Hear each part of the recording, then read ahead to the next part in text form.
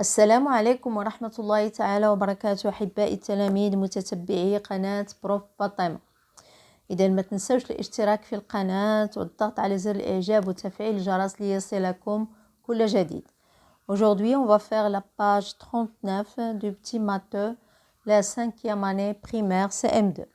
Donc, on commence l'exercice 5. Je calcule l'angle ou les angles coloriés dans chaque triangle. Donc, regardez les angles, les mesures des angles qu'on va chercher, ceux qui sont coloriés. Donc, on commence. Le premier triangle. Regardez, on a ici 60 degrés, 65 degrés. On va chercher cet angle. Donc, cet angle, c'est un angle qui est, ce triangle, c'est un triangle qui est quelconque. Donc, les trois angles, ils ont des mesures différentes. Donc, on sait que la somme des mesures d'un triangle égale 180 degrés. Donc, on va retrancher de 180, 60 plus 65.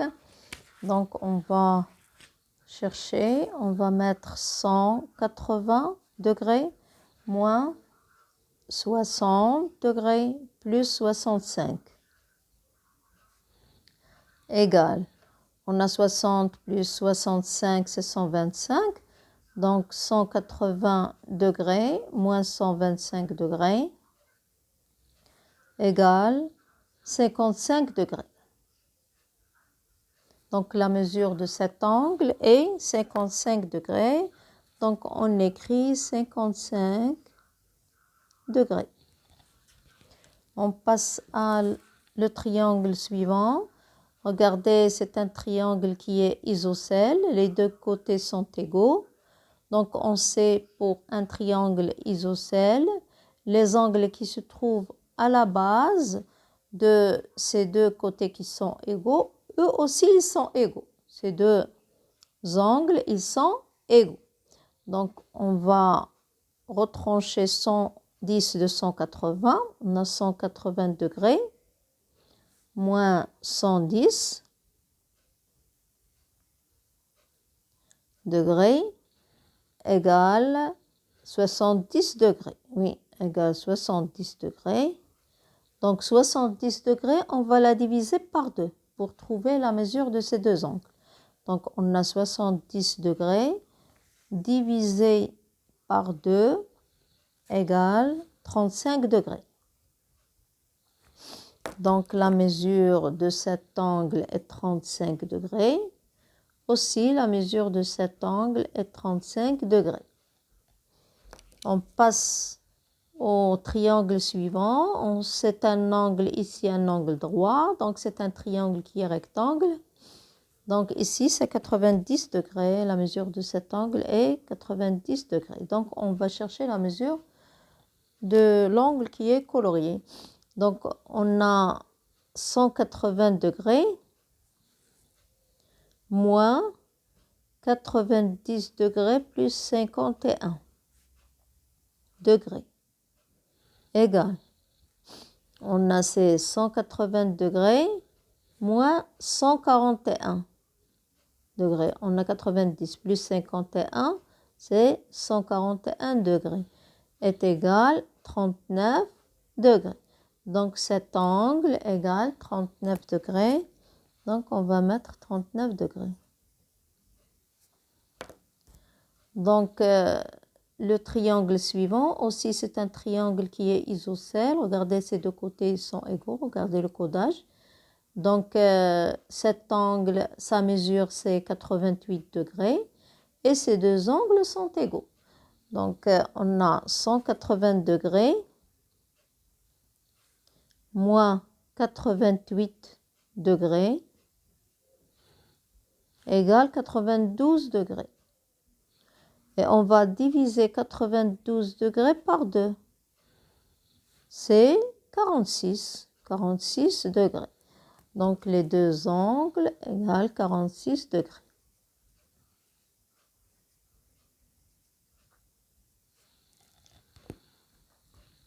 On passe à l'exercice suivant.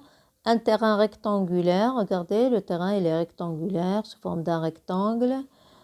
de longueur 60 mètres. Ici, c'est la longueur, L égale 60 mètres. De largeur 28 mètres, la largeur égale 28 mètres. On veut planter des arbres sur les 4 côtés du terrain régulièrement espacés. Donc, régulièrement espacés, ça veut dire les espaces qui existent entre les arbres est le même. Quelle distance séparait chaque 2 arbres voisins si cette distance est la plus grande possible? Donc, on ne peut pas trouver une distance plus grande que celle qu'on va trouver. Donc, c'est la plus grande possible. Donc, comment chercher cette distance, à votre avis? Donc, la réponse, c'est qu'on va chercher les diviseurs de 60, les diviseurs de 28, et le plus grand diviseur commun, c'est la distance la plus grande possible. Donc, regardez, on va écrire les diviseurs de 60. Donc, les diviseurs de 60.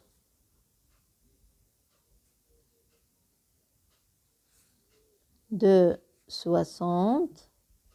Donc, on a 60 fois 1, 61. On a 30 fois 2, c'est 60. On va écrire 32. On a 15 fois 4, on va écrire 15 plutôt, 15, 4. On a aussi 12 fois 5 égale 60. On va écrire 12 et 5. On a aussi 23. On a 6 et 10 aussi. Oui, on a 61, 30 fois 2, 60, 15 fois 4, 60, 12 fois 5, 60, 20, 23, 60, 6 fois 10, ça fait 60. Donc, on va maintenant chercher les diviseurs de 28. Donc, on sait que 7 fois 4 égale 28. Aussi, on a 28 fois 1 égale 28. Et on a 14 fois 2 égale 28. Je crois que c'est tout. Donc, c'est ça les diviseurs de 28. Maintenant, on va chercher les diviseurs communs. On sait que 1 et 1, 2 et 2. Aussi, on a 4 et 4. 7, on n'a pas ici 7. 28 non plus. 14 non plus. Donc, les diviseurs communs,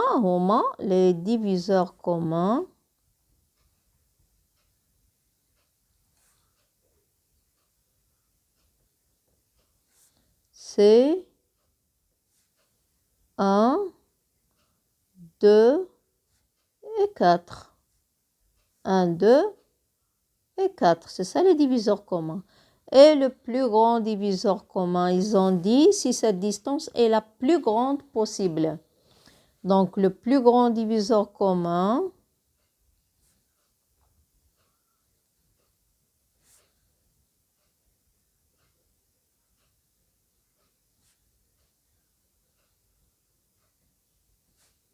est, qu'est-ce qu'on a dit, c'est 4. Donc, la distance entre les arbres est 4. La plus grande distance entre les arbres est 4. Donc, on va écrire donc la plus grande distance,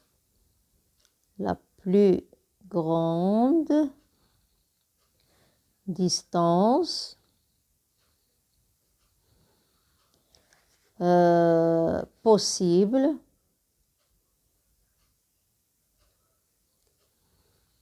oui, entre 2 arbres voisins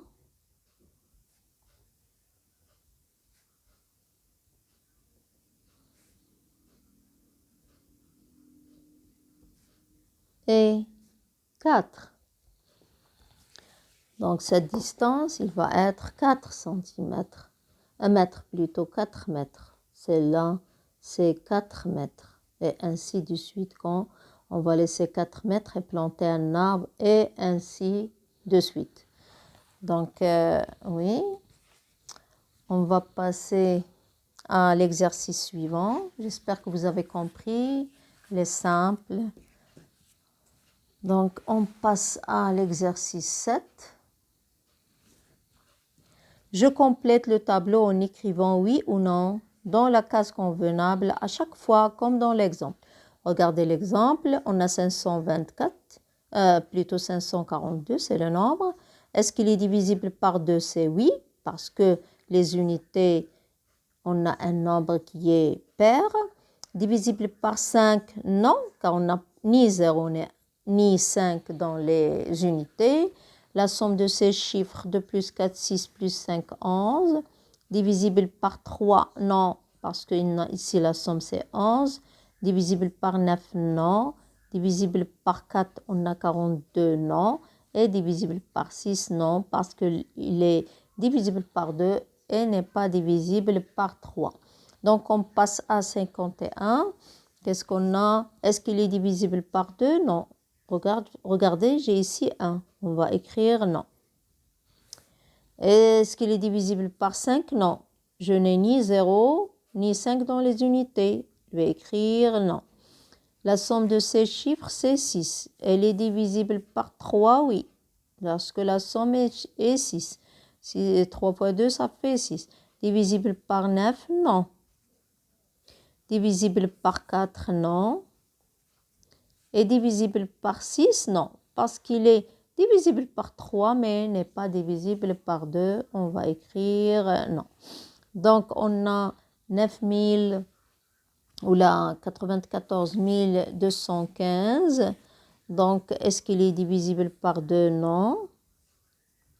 Divisible par 5? Oui. Regardez, parce que dans les unités, on a 5.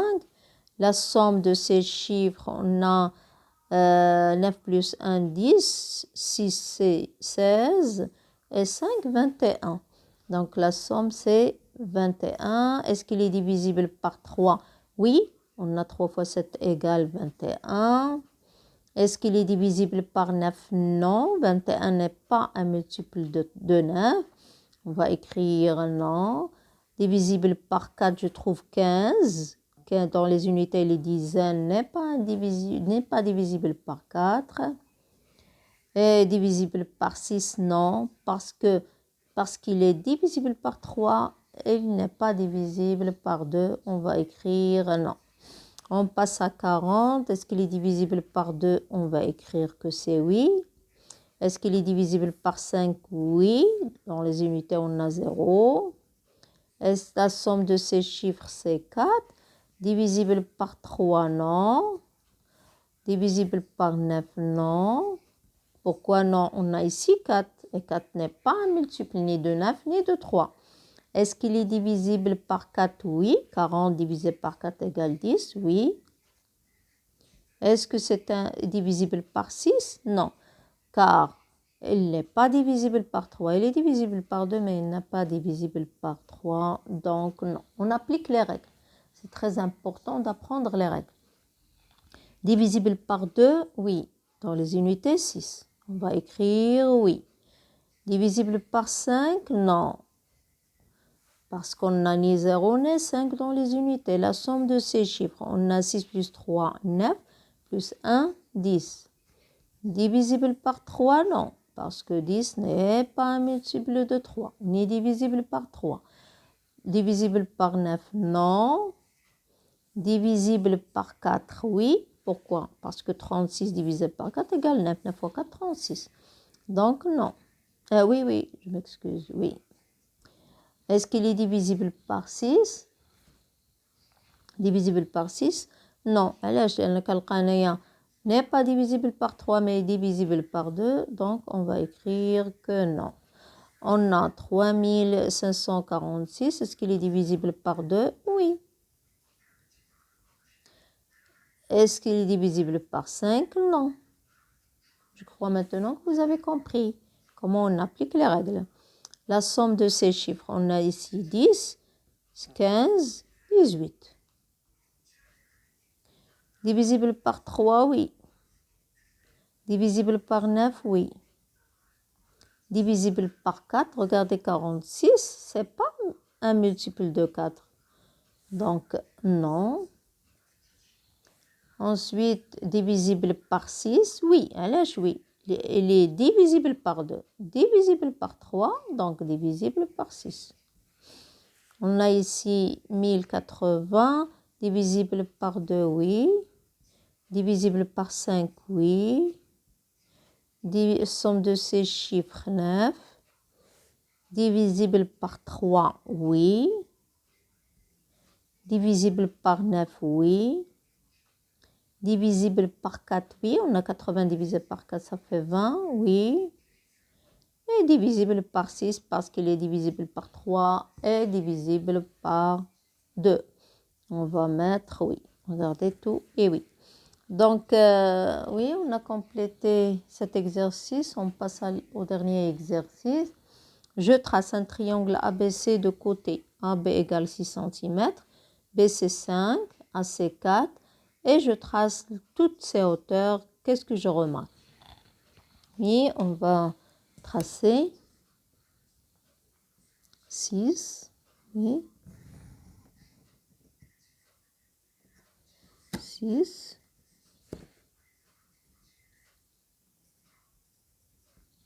C'est AB.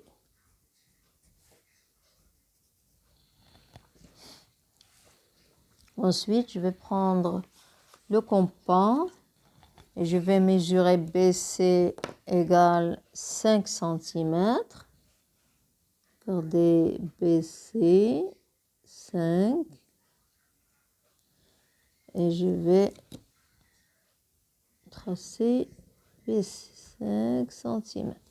Ensuite AC 4 cm. Je trace AC 4.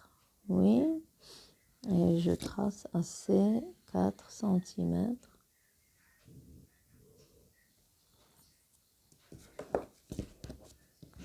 Je complète.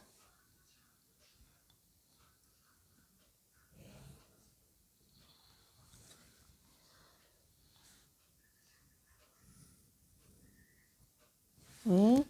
On a ici le point C, on a AC 4 cm, BC 5 cm. Maintenant, je trace les hauteurs. Donc, la première hauteur, la hauteur est toujours perpendiculaire sur la droite opposée. Donc, je trace le segment.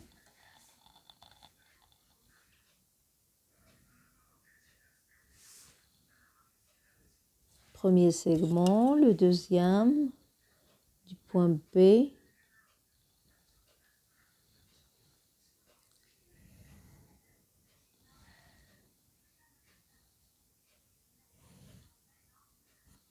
Oui. Et le troisième.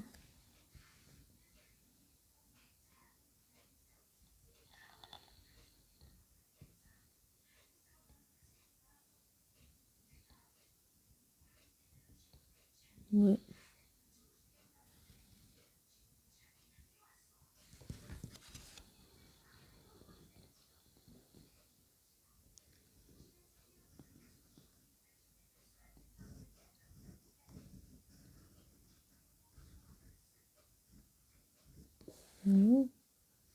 Perpendiculaire.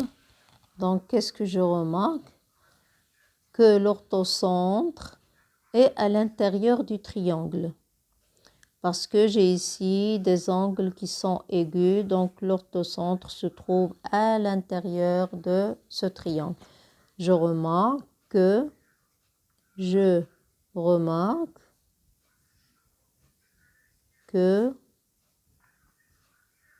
l'orthocentre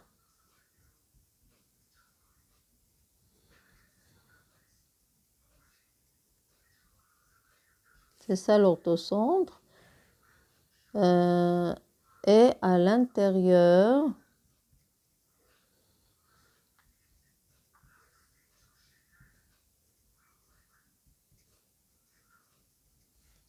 du triangle. Que l'orthocentre est à l'intérieur du triangle. Oui, comme ça on a terminé la page 39. N'oubliez pas de s'abonner à cette chaîne. Au revoir.